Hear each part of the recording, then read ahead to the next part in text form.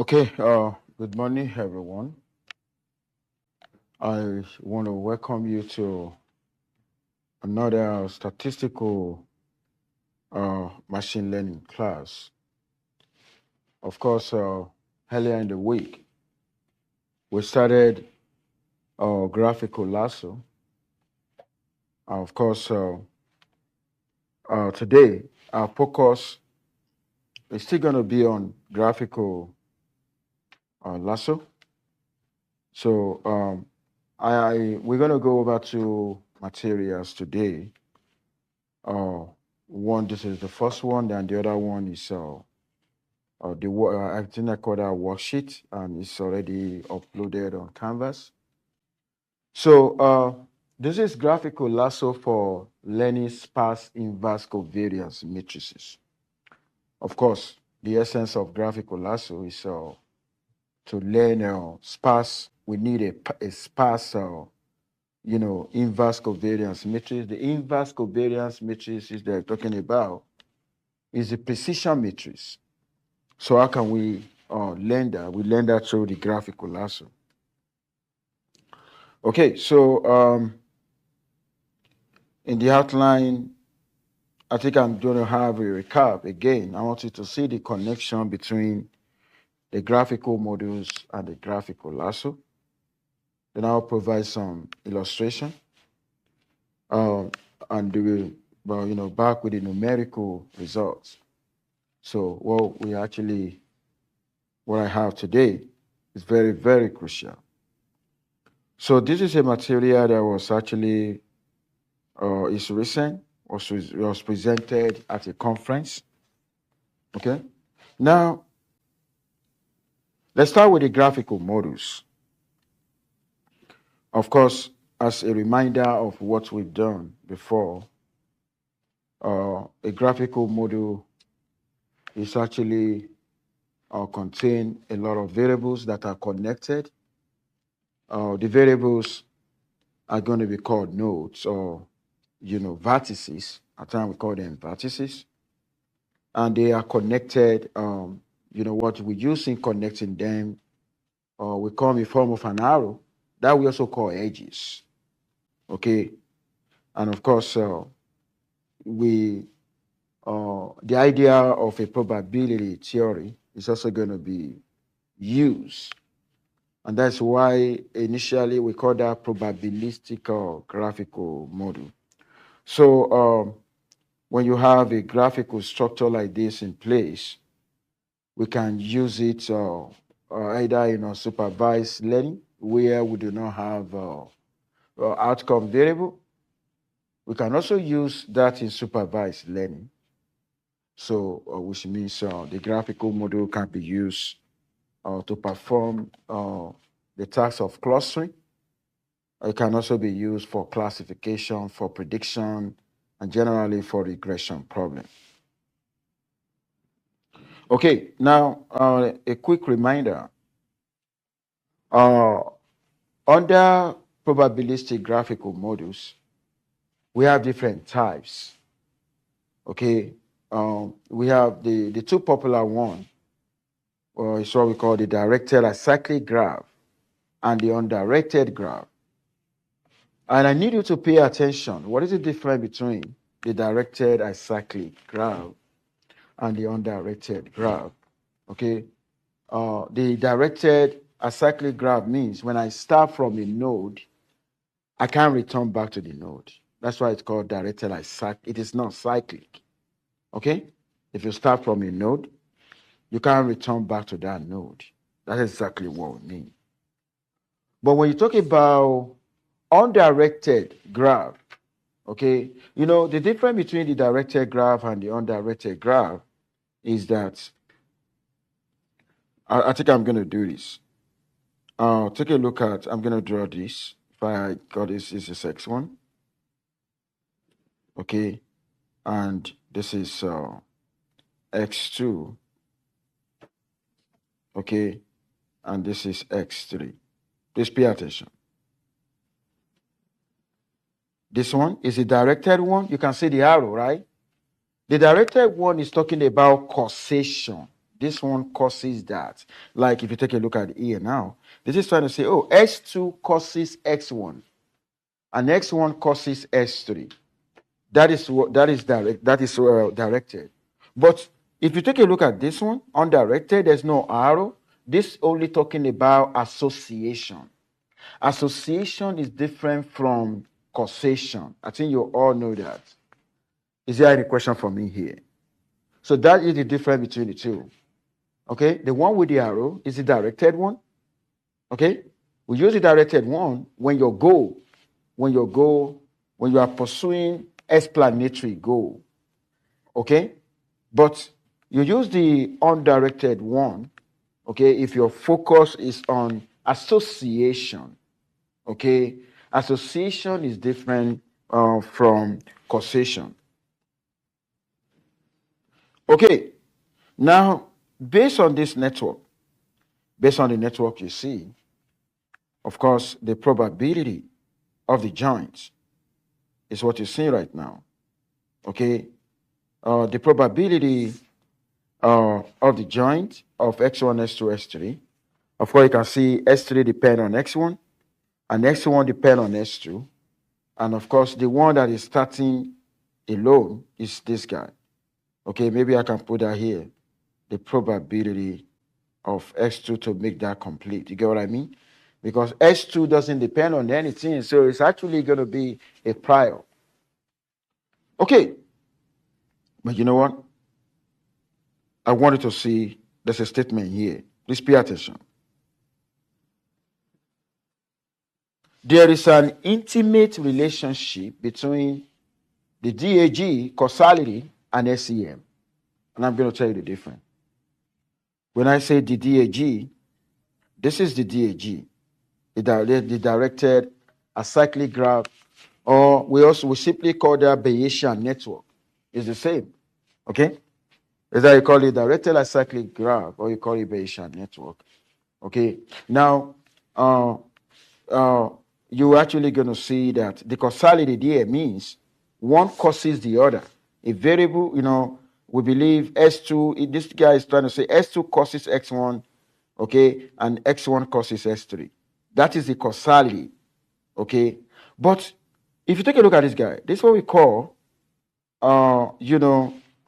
the SEM, the structural equation model.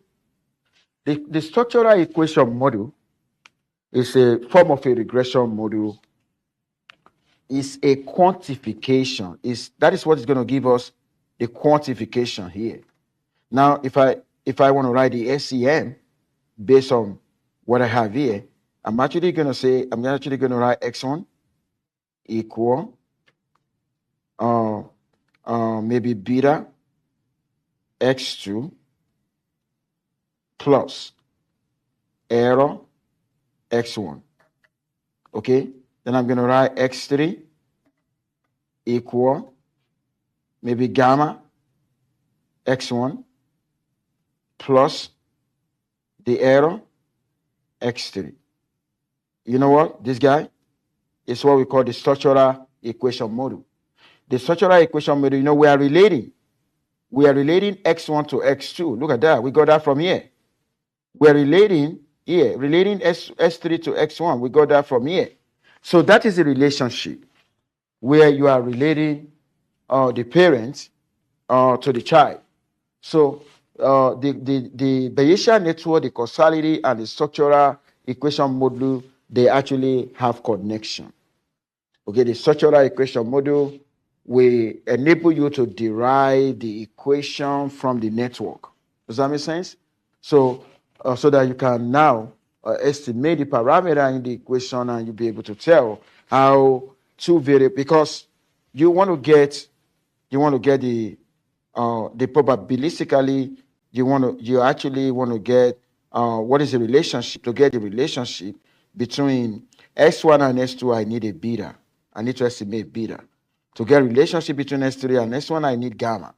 And that's going to come in form of, that's what the structural EM is talking about.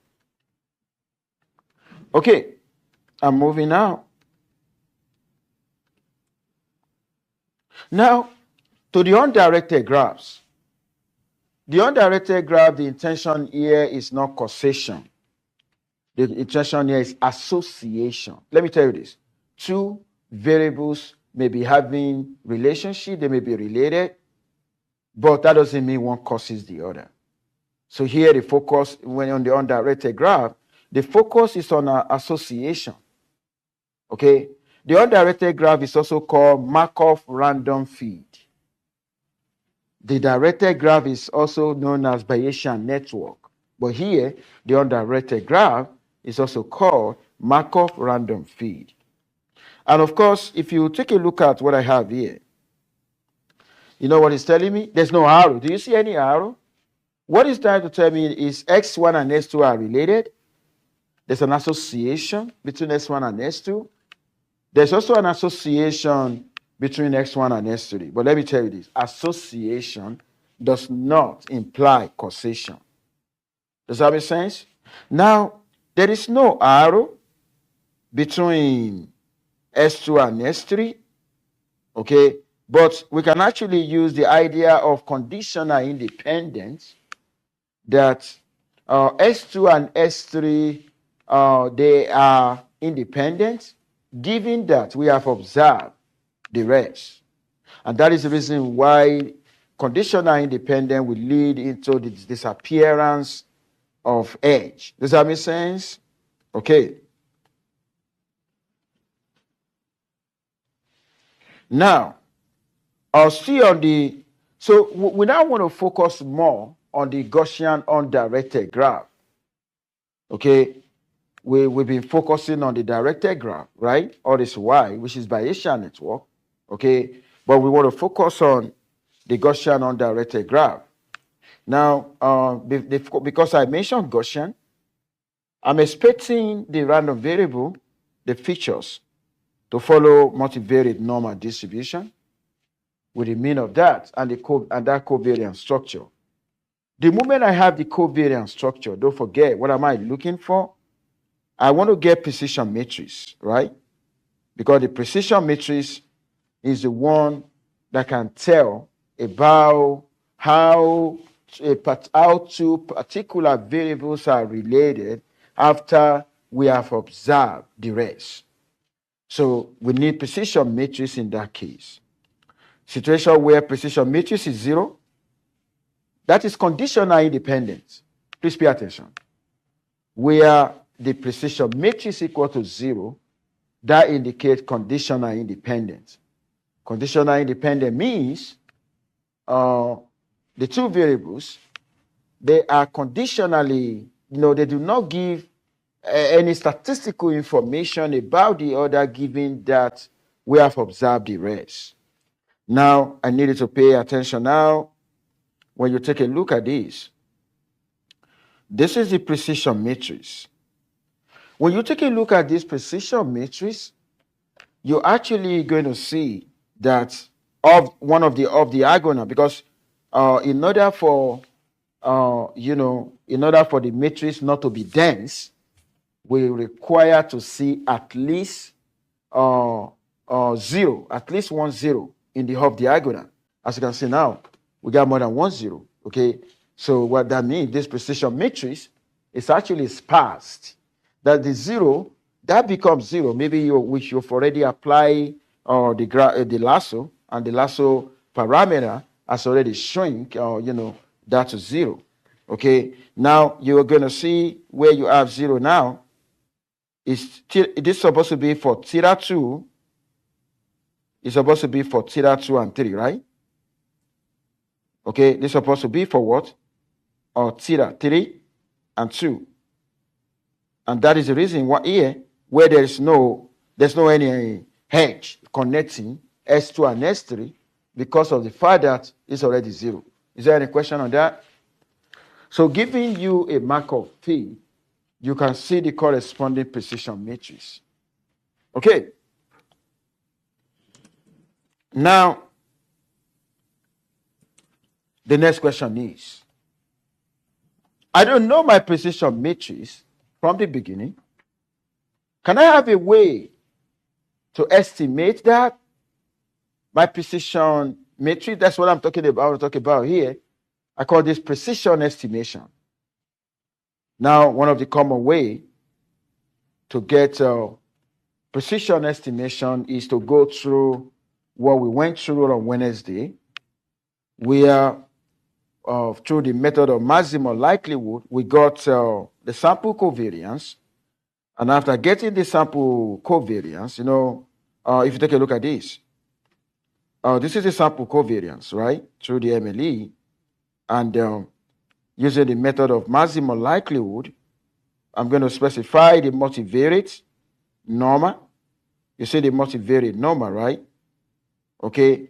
Then I will take the likelihood. Then I will plug in. The theta is going to represent the position, the inverse of the covariance matrix. Then I'm going to arrive at this. You remember this, right? You remember this, where the log,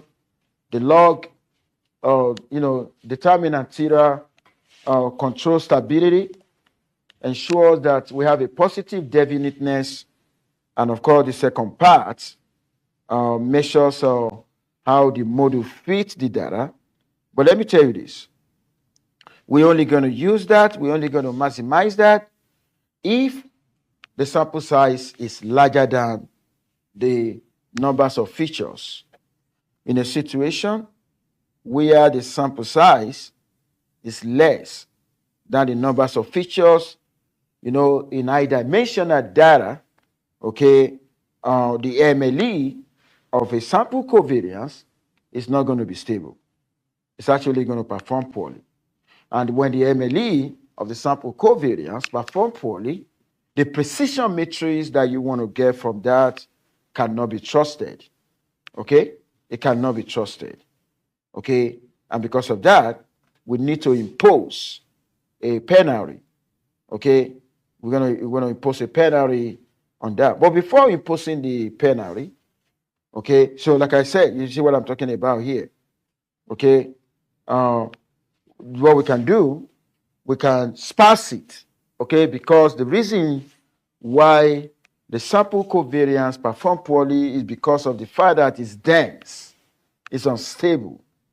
Okay? And we need a GLASSO parameter, to actually force weaker relationship, the coefficient associated with weaker relationship to 0. Now we have method that we use in doing this. Before, the conventional method used by Mehosin and Boomer in 2006 used what we call regression-based approach that we also call the neighborhood selection. Okay? And of course, the moment you do that, and the approach assume that the theta ij, the theta ij here that we're looking for, don't forget the theta ij is a precision value for two variables, Si and Sj. Okay, we believe that that value is actually proportional to the coefficient, regression coefficient of Si and Sj. So the moment I got the coefficient, when I make use of regression approach, the neighborhood regression approach, and I figure out the beta, which is that give relationship between Si and Sj, given the rest, then the theta ij can be easily obtained, because the theta ij that we call the precision value, okay, which measure conditional independent or conditional dependent of dependency between the two variables, is actually going to be a functional, a form of that.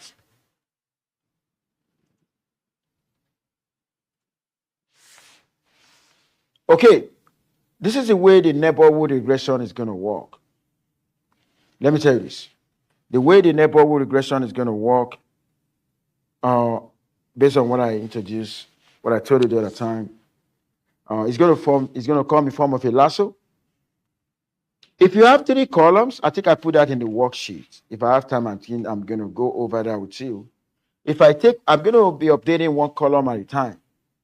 Okay? For 1 column, if I want to focus on S3, then I will perform a regression. The S3 is going to serve as a response variable. The rest variable will serve as the explanatory. From there, I will obtain my beta high J. Does that make sense? I will obtain my beta high J.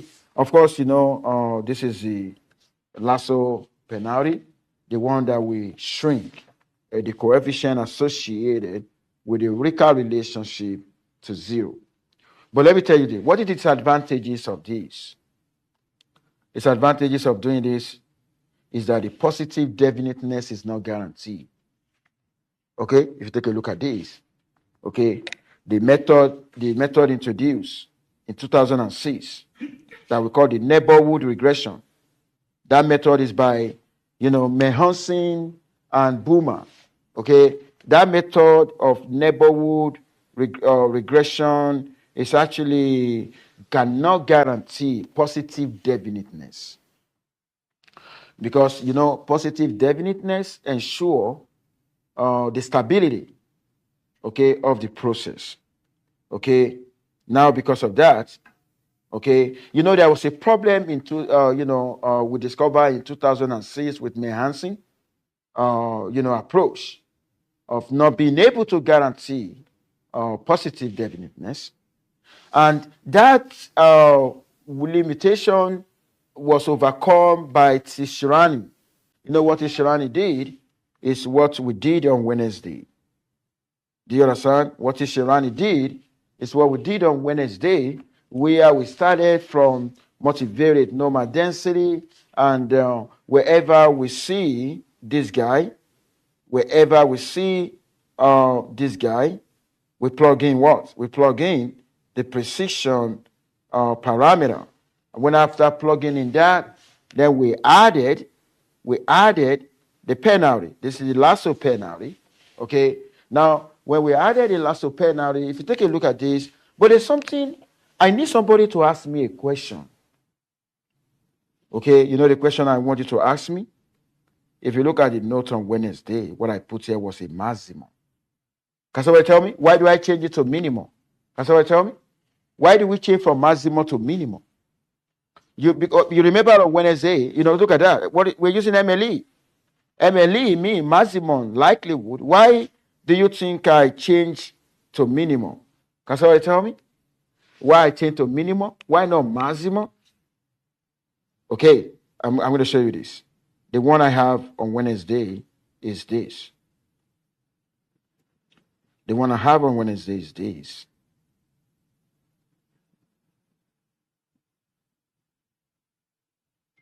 But this was not a negative. This was a log. This was a positive. This of this. This was a minus trace. Minus trace. Minus lambda. That.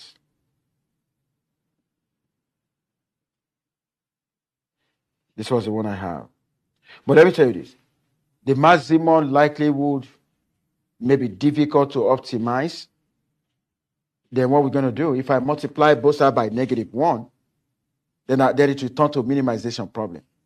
So maximizing the logarithm of a likelihood is the same as minimizing the negative of the log likelihood. So please take note of that. Okay.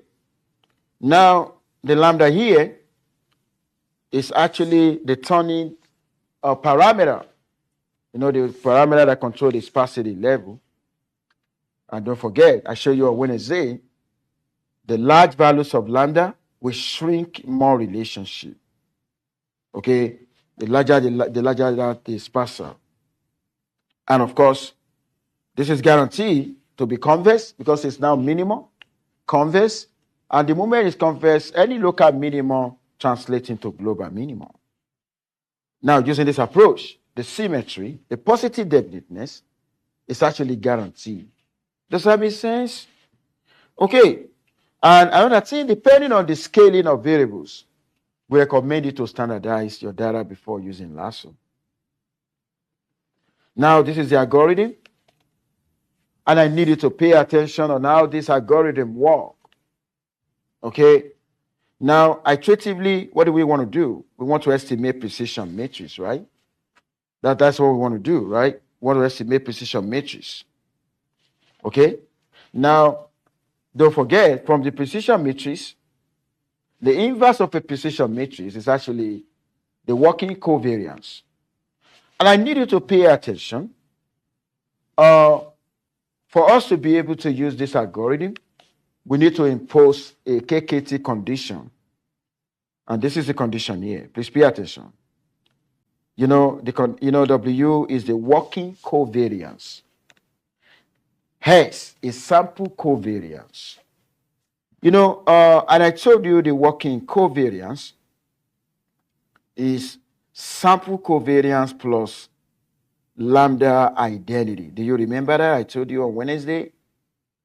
Because we need to shift. We need to actually shift up the diagonal of the sample covariance by lambda, because in order for us to ensure positive definiteness.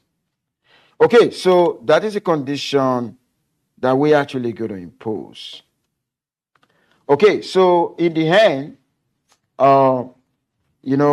any of this is going to happen. Where this happen, that's conditionally dependent. And where this happen, conditionally independent. Conditionally independent is when the theta I j equal to 0, when the precision value equal to 0. That's conditionally independent. When it is not 0, that's conditionally dependent. Okay, so I'm actually moving now.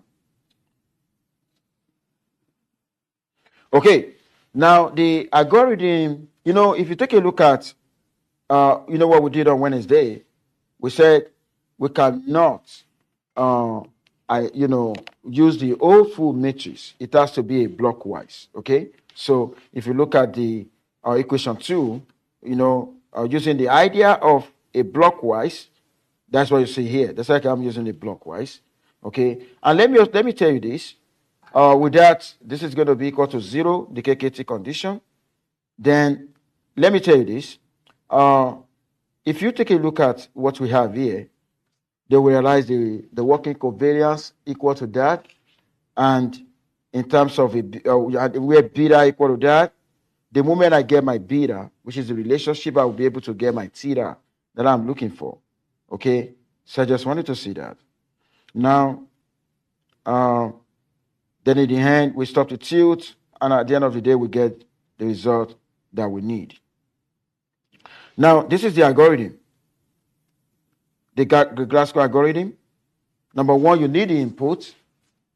Sample covariance number 1 that you get from your data, right? This guy, you get from your data. Then your lambda, we have to determine lambda optimally. You don't just choose lambda arbitrarily. Then we initialize. This is a working covariance. Okay? Repeat for variable, because we're gonna be updating each variable one at a time. Okay? Now until convergence. Then when that happens, then we solve the modified lasso problem. Then we update, because what you get from the lasso problem, you get a beta k. You get a beta hat. Then when you get that, you multiply by the updated one. Then you get this guy. Okay. Then you continue, and at the end of the day, the output is going to be these two. The output is going to be precision matrix and optimal covariance matrix in the end. Okay. I just wanted to take note of that. Okay, now, what I want to do now. I think I put, before I go into turning parameter selection, let me quickly show you, there's a material I uploaded. 1 second. Yep, this guy. I uploaded that. This guy is going to explain step by step. Okay, look at that. You start with this covariance. Please pay attention. You start with this covariance matrix. Maybe because you have 3 variables, right? You come up with a lambda equal to 0.2. Then the next, you get it working. You initialize. Look at that. What am I doing here? This will obtain my working covariance. And after obtain, this is already uploaded. You can check the canvas. Then this is the way we split it. And this is where we want to apply the lasso. Okay, we're applying the lasso, minimizing beta 1, beta 2. Okay, and we solve. This is when we are updating. Okay, that's why we are updating. Okay, and at the end of the day, maybe you arrive at that. Okay, now then you update. Okay, that is the update. Very crucial for exam. That's why I put the worksheet. Update the variable 2, so on like that. You update the variable 3. Don't forget, we are going to be updating each variable one at a time until convergence, right? Then we'll recover the precision matrix. Okay, so take a look at that. So how we advise you to, to forget yourself familiar with this. Oh my God, I provided an error code. For the same data, which is going to be so easy. Look at that. And this is the error code, and you're going to get your results in the hand. I want to go back to the material. Okay, so get yourself familiar with that. But you know what I want to talk about right now? How do we turn lambda? Because the value of lambda, when lambda is large, you will shrink more relationship to 0. And if it's small, your structure is going to be dense. So how do we determine that? Okay, the lambda, the turning parameter, I just assume in the worksheet to be lambda equal to 0.2. I'm not just going to do that. We need to have a way of turning the lambda. So to do that, we're actually going to use cross-validation approach and the extended BIC. But let me tell you this. The cross-validation, you use that when your intention is prediction. Okay? When your intention is prediction, and particularly, prediction is involved when you are dealing with the Markov feed. In the Markov feed, the undirected graph. Okay? But if your intention is explanation, which is causation, then you need to use the extended BIC. Okay? Now, I want to show you now. This is a cross-validation. Of course, you all know how cross-validation works, where you're going to split your data into K subsets of about the same size. Okay? So, that is the cross-validation. This is the extended BIC. Okay? This is the extended BIC. Okay? The extended BIC criteria was introduced by Fogge and Dayton in 2010. This is extended BIC. Okay? It is extended. It's called extended because of this guy. Because of this guy. Because of the gamma. When gamma equal to 0, you're only going to have this. If you have that, that is just BIC. Okay? So that's just BIC. But we need the extended BIC. Okay? Like I said, when gamma equal to 0, it is BIC. But at times we believe gamma may not necessarily be 0. Gamma may actually take value between 0 and 1. Okay? So that is the extended BIC. Okay? Positive gamma leads to the stronger penalization of large inverse covariance matrices and result to the model selection criteria with a good theoretical property. And that's why we don't just we don't just choose a value for that. Okay. Now, but in the some researchers at times stay in the middle of 0.1, which is 0.5, right? Okay. Now, I want you to see something right now. How can we demonstrate this on a simulated data? Okay, on a simulated data. Okay, we simulate data from Hendo-Renge graph where there's a probability of a 0.1 that 2 nodes, they're going to have an edge. The probability is 0.1. Then you can simulate and test for different sample sizes for situation where P is less than N and for situation where P is greater than N. Okay, and we allow so many repetitions. Okay, we repeat the experiment 20 times. And I need you to pay attention to what I'm going to have right now. Okay, please pay attention. Pay attention. If I already understand what is going on in my data, that's what we normally do in research. Look at this. Look at the picture of a true precision matrix maybe I already know the true precision. This is when I use the cross validation. This is when because the cross validation, the BIC, the EBIC, actually use that. I want to select the best value of lambda. I want to select the best value of lambda. The question is, which one am I going to rely on? Should I rely on the one I got through the cross validation? Should I rely on the one I got through the BIC? Should I rely on the one I got through the extended BIC? But if you take a look at this, which one resemble the truth? This is the truth. Which of these resemble the truth? The one that resemble the truth is the extended BIC. Look at that. Oh my God. Because that resemble the truth. That's what we do in research. I know the truth.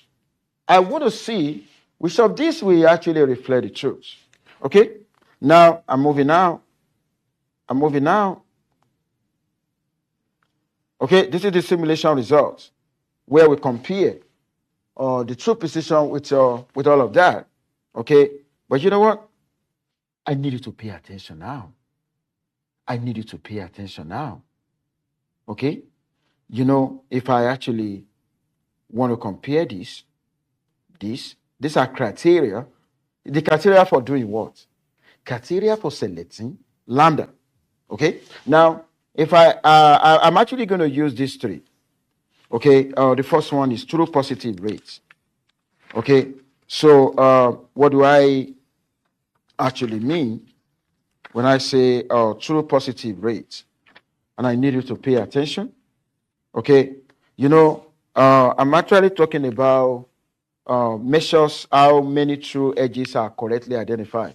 Now, I already know some true edges. My model is not going to be perfect. I don't expect my model to identify all the true edges.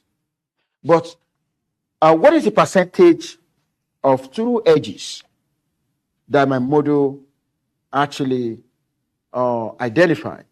That is what we call the true positive rates. Now, if you take a look, if we now want to compare these three, this is it. Now, this average is across 20 experiments. We realize now, based on that, which one is the best? It is, I think BIC and the extended BIC are competing, but the best is the extended BIC, which means 99% of the time, okay, the 99% of the true edges were uncovered. We don't want a situation where we're going to lose the true edges. Okay, now the one inside here is just talking about the standard deviation. Okay, because whenever you have an average, there should be standard deviation. Now, another one is false positive rate. Okay, false positive rate is like the numbers of mistakes you make. Okay, how many times does any of these criteria identify a false relationship? Oh my God, all the criteria are good. Look at that, 0.00, that they are so good. Okay, so when it comes to that, they're good. Now, let's now talk about true discovery rates. Please pay attention. Okay, true discovery rate. I think the true discovery rate is a ratio of true positive to selected edges. Out of the edges that you have selected, how many of them are actually true? That's what we call true discovery rate. And if you take a look at this, cross-validation actually is the best when it comes to true discovery rates, followed by the extended BIC.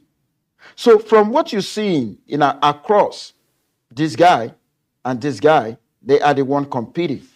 And that was why we said the choice of any of these in identify, the turning parameter depends on your goal, depends on your intention.